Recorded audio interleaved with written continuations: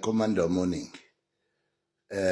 Ngithunywe la ubaba JZ Zuma.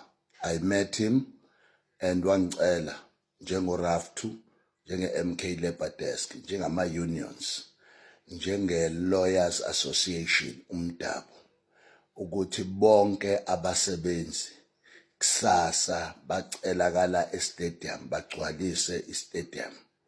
I-reason for that unomyalezo wabasebenzi ekumele awusho tomorrow. So wonke umuntu omsebenzi wase South Africa, especially in KZN, please make sure that you are in the stadium. Sifisa abantu abazogcwalisa istadium size singenele kwi-People's Park. Sifuna istadium sigcwale sonke sithi tsu. Obviously nabefundisi, phela ngumfundisi, I'm a bishop by profession. Sicela nabo babe khona bonke abefundisi. Kodwa ke umyalezo ububheke ngqo kubantu asibazi ukuthi balikhuni, abanye bayasebenza, abanye basuke be-off. Laba ba-off sibacela bonke ngobuningi babo.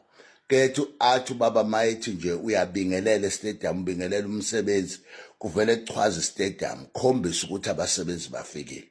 Wonke ama-union are embarked on this campaign yokubiza abantu, othisha, onesi, amaphoyisa. Sicela nje wonke umuntu off abese stadium eMoses Mabhida kusasa azolalela umyalezo wakho ukuthi umkhonto wesizwe uzoliphatha kanjani izwe ngo-2029, nanokuthi kuma local government elections umsebenzi uzobhenefithani. Sicela wonke ama-EPWP, sicela wonke o-PEP, sicela yonke into nje ebizwa ngokuthi Public Works Program ibe lapha estadium izolalela umongameli wethu uJZ Zuma.